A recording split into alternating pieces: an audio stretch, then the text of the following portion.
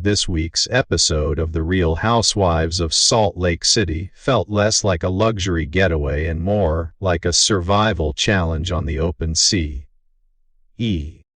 What started as a glamorous yacht vacation quickly turned into chaos, filled with fights, rumors, and some very awkward sleeping arrangements. The episode, titled Loose Lips Sink Friendships, perfectly described what unfolded, because these women proved that one overheard conversation could sink more than just friendships. The drama kicked off when Bronwyn decided she would rather sleep on a pool chair out on the deck than share a bed with Britani. Rain or not, she wasn't changing her mind. Her stubborn move ended up backfiring because, from that exact spot, she could easily hear Britani and Lisa gossiping about her the next morning. Lisa casually told Britani that last season, Bronwyn had asked her to help arrange a meeting between Gwen and her grandparents. That was all Bronwyn needed to confirm her suspicions that her friends had been talking behind her back yet again. At breakfast, hoping for a little sympathy, Bronwyn asked Mary if she could crash in her and Angie's room for the night. Mary didn't even let her finish the question before snapping, "No. Two's company, three's a crowd." It was the fastest rejection in Bravo history, and exactly the type of cold honesty Mary is known for. Everyone at the table looked stunned, but Bronwyn quickly realized that Mary's no was final.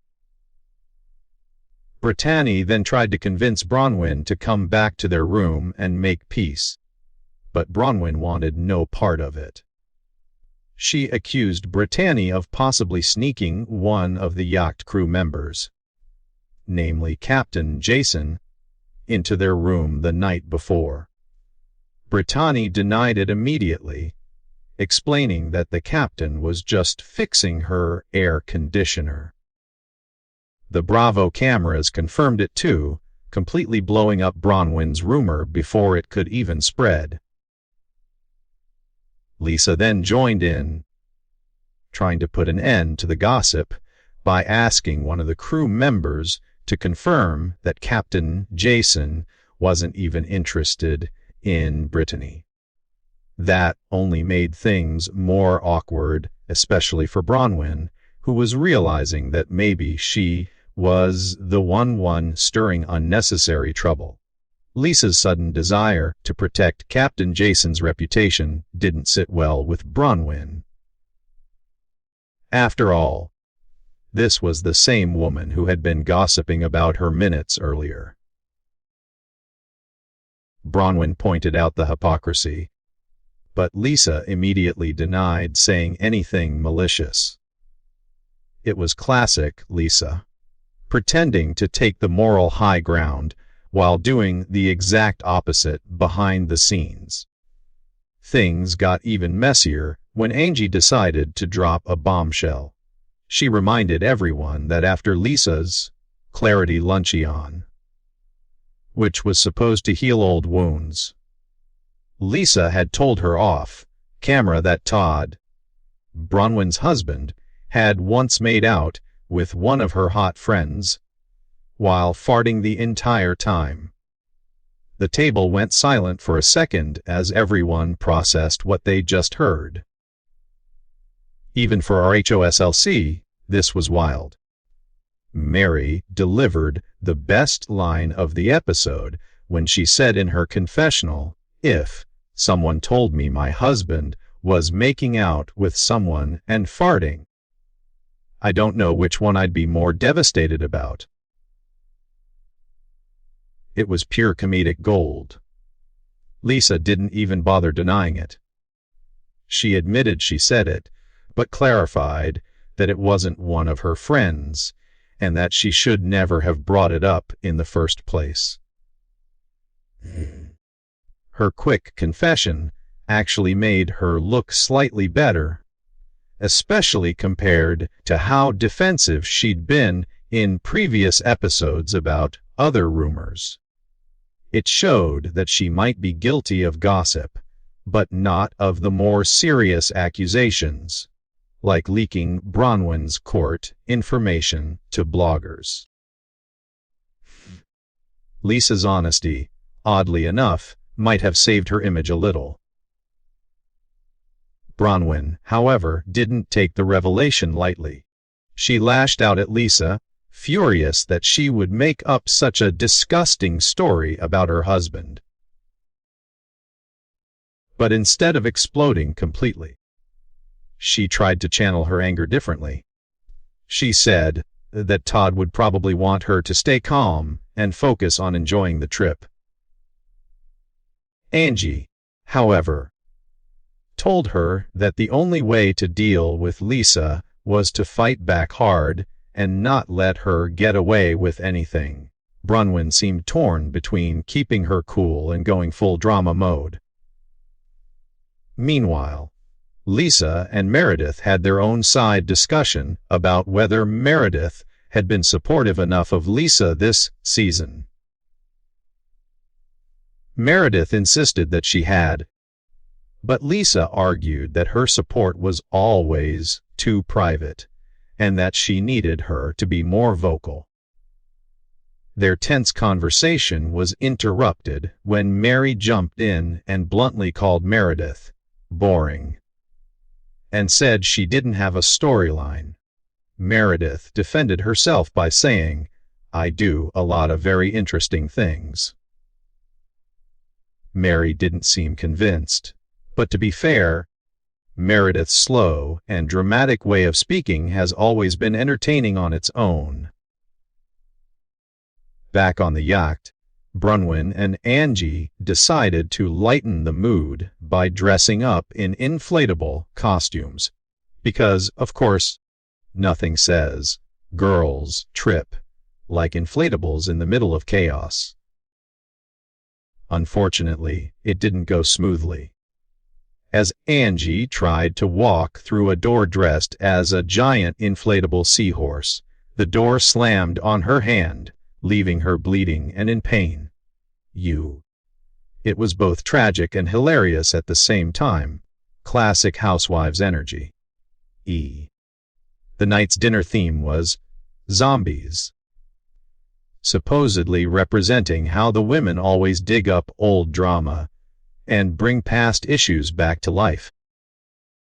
Everyone arrived in zombie makeup, which was fitting given the emotional damage already done.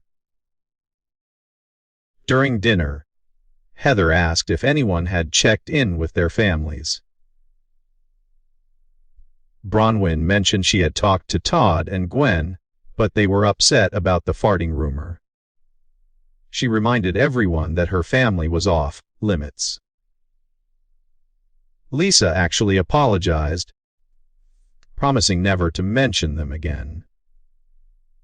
That moment of accountability was rare for her, and it felt like progress, even though Bronwyn sat there with a toy octopus suctioned to her face, making it hard to take anything seriously. Just as things seemed to calm down, Britani suddenly ran off to the side of the boat and threw up. The poor woman had been seasick for most of the trip, but the tequila shots probably didn't help. When she returned to the table, she immediately started drinking again. Meredith looked horrified and asked, "Why are you drinking tequila when you just threw up?" Britani's answer was iconic, "'Cause I'm trying to feel better." Heather instantly raised her hand in agreement, saying she understood. The moment turned into one of those unintentional comedy scenes that RHOSLC does so well. But Britani wasn't done stirring the pot. Out of nowhere, she mentioned a TikTok that claimed Meredith's husband, Seth, had a mistress. According to the post, An Uber driver had once seen Seth with another woman.